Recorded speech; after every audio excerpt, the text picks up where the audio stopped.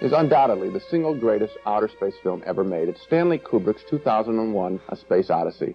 He made it between 1966 and 1968 for $10 million, the most money ever spent then on a science fiction film, at least up to that time.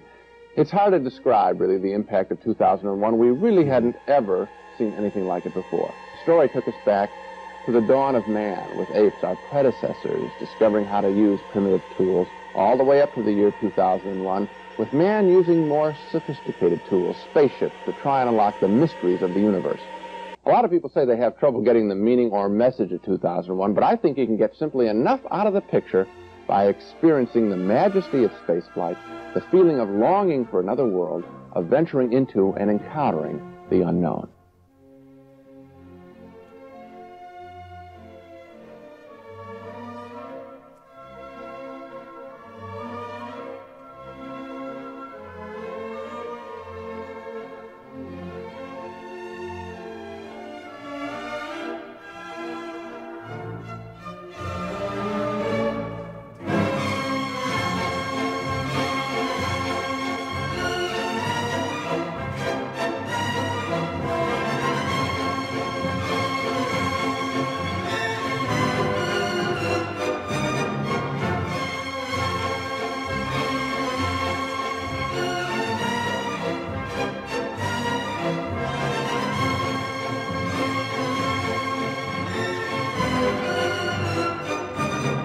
It's the single best vision of space ever to come out of the movies. In fact, don't take my word for it. Get this. A couple of months ago, I happened to be flying to Cincinnati. I was seated next to Neil Armstrong, the astronaut, the first man to walk on the moon.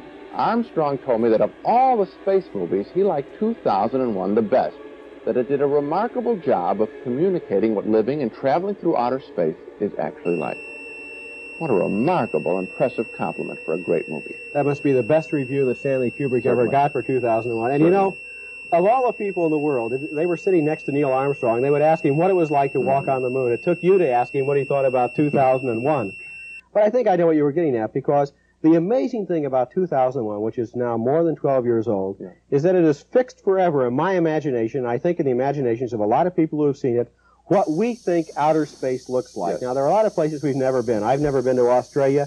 I've never been to the South Pole. And I've never been to outer space, but I think I know what all those places look like because of the movies I've seen. Yes. And 2001 by Kubrick establishes a standard of excellence. Before that, you could get away with a lot of schlock in science fiction movies, but after that, remarkable special effects achievement.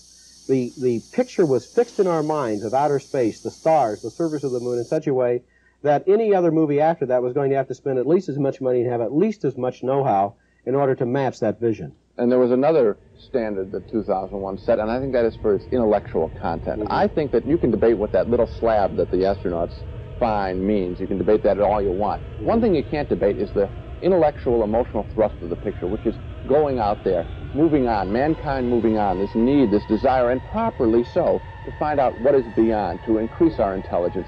That's all in 2001. What a rich experience it is to think about and to feel viscerally that kind of desire to move on through the world. I think that's the essence of science fiction films. We want to be put out there. We want to travel and see things we haven't seen before. And that was a movie that was, so in other words, it was really great at both areas that science fiction is involved in, the hardware and also the ideas, the vision. Right.